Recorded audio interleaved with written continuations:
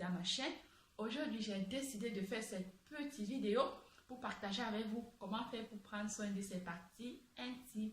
Et oui, parce que j'ai reçu un message de l'un de mes abonnés qui me demandait: Lola, comment on peut faire pour prendre soin de la partie intime des hommes? Écoute, premièrement d'abord, je ne suis pas un homme, mais dans cette petite vidéo, je vais vous donner quelques astuces comment moi je fais pour prendre soin de ma partie intime. Ce que vous devez savoir, c'est que quand tu veux prendre soin de ta partie intime, il faut d'abord t'y gratter, beaucoup t'y gratter de l'intérieur. Parce que plus on boit en s'y grattant de l'intérieur, plus on va uriner et plus on va éliminer les déchets, les toxines de notre corps. Donc, je vous conseille de boire 2 litres d'eau minimum par jour et 2,5 litres d'eau maximum par jour. Et la deuxième chose que je vous conseille de faire, c'est de toujours porter des sous-vêtements en coton. Parce que le coton, ça laisse cette partie respirer. Cette partie a besoin de respirer. Donc, je vous encourage, je vous supplie de toujours porter des vêtements en coton pour laisser cette partie respirer. Parce qu'il y en a plein de sous-vêtements qui sont en nylon. Mais le nylon n'est pas du tout bien pour cette partie parce que le nylon va l'empêcher de respirer. Et cette partie, elle a besoin de respirer. Donc, tous ceux qui vont voir cette vidéo, je vous appelle à porter que des sous-vêtements en coton. Et maintenant, mon troisième astuce, c'est de toujours s'épiler cette partie-là. Et oui, parce que plus on a des poils, plus on va transpirer et plus ça va dégager, ça va sentir. Il faut s'épiler de temps en temps cette partie, mais pas n'importe comment. Donc, je vais vous donner mes astuces. Moi, quand je veux m'épiler cette partie, je prends d'abord la Aloe Vera 2 jours avant. Je la coupe, je frotte cette partie. Pendant 2 jours, je frotte tout le temps pour hydrater. Parce que la Aloe Vera, ça sert à hydrater, ça sert à nourrir, ça sert à cicatriser, ça sert à réparer les peaux qui sont irritées. Donc, je prépare cette partie à recevoir l'épilation. Et ça dépend. Il y a d'autres gens qui s'épilent avec la crème épilatoire, d'autres qui utilisent la lame, ceux qui n'ont pas des moyens, d'autres qui utilisent le rasoir Bic, ceux qui n'ont pas des moyens. Donc, en fonction des moyens que vous avez, chaque personne a sa façon de s'épiler. Mais moi, je ne vais pas vous dire comment je fais pour m'épiler parce que je le garde pour moi. Donc, avant de t'épiler, il faut préparer cette partie à recevoir l'épilation. Et après l'épilation, tu fais aussi pareil. Dès que tu finis de t'épiler, tu prends l'aloe vera, tu frottes dessus, ta partie intime. Tu le frottes parce que l'aloe vera va réparer. Parce que quand on épile la peau, surtout cet endroit-là, ça va irriter la peau. Donc, il faut réparer la peau avec l'aloe vera. Il faut la cicatriser avec l'aloe vera.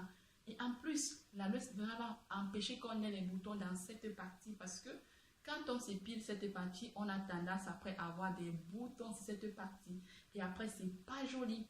Et en plus, l'aloe vera, quand tu le mets en bas, ça protège contre les démangeaisons. Et oui, moi avant, j'avais souvent des démangeaisons sur mes parties intimes.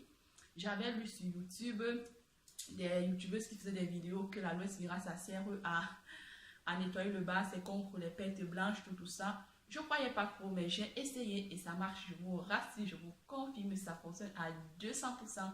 Donc, je l'ai essayé. Et chaque fois quand j'ai des démangeaisons dans les parties intimes, j'utilise l'aloe vera. Et depuis que je l'utilise, je n'ai pas de pertes blanches, pas d'odeur, j'ai rien. Et en plus, ça resserre cette partie. Et oui, ça resserre. Que tu sois un homme, que tu sois une femme, quand tu as des démangeaisons, tu frottes sur la partie où tu as les démangeaisons. Ça va calmer. Ça va réparer, ça va apaiser. C'est un produit qui fait des miracles dans la vie. Et sans oublier qu'il faut toujours porter des sous-vêtements en coton. Je reviens dessus. Les sous-vêtements en coton, c'est important. Et les filles, quand vous avez vos règles, ici on appelle ça que les gna-gna-gna. Quand vous avez vos gna-gna-gna, je vous en supplie de souvent échanger les garnitures tout le temps. 4 fois par jour, 5 fois par jour, ça dépend si vous avez des moyens ou pas. Et en plus, il faut privilégier des garnitures qui n'ont pas de parfum. Parce que les parfums, là, c'est pas bon. Ça irrite cette partie. Il faut utiliser des garnitures qui sont neutres, qui n'ont pas de parfum. Lorsque tu veux peut-être faire de la toilette, je vous en supplie de ne pas souvent utiliser les produits nettoyants intimes qui sentent fort, tout ça, qui ont des parfums, tout ça. C'est pas bon pour cette partie. Un simple savon, ça suffit. Et vous n'avez pas besoin de mettre la main à l'intérieur pour le laver. Nous les femmes, moi ça fait peut-être plusieurs années depuis que j'ai découvert qu'il ne faut pas laver l'intérieur, que je ne le lave pas et c'est toujours propre. Je mets des sous-vêtements blancs, j'ai pas de pète blanc, j'ai pas de démangeaisons, j'ai rien, c'est nickel. Même quand je vais chez mon gynécologue, je ne me jette pas les fleurs, mais c'est la vérité. Chaque fois quand je vais chez mon gynécologue, il me dit, mais madame, vous êtes propre en bas quoi. Le gynécologue, il me félicite. Eh oui, eh oui, eh oui, mon gynécologue, il me félicite.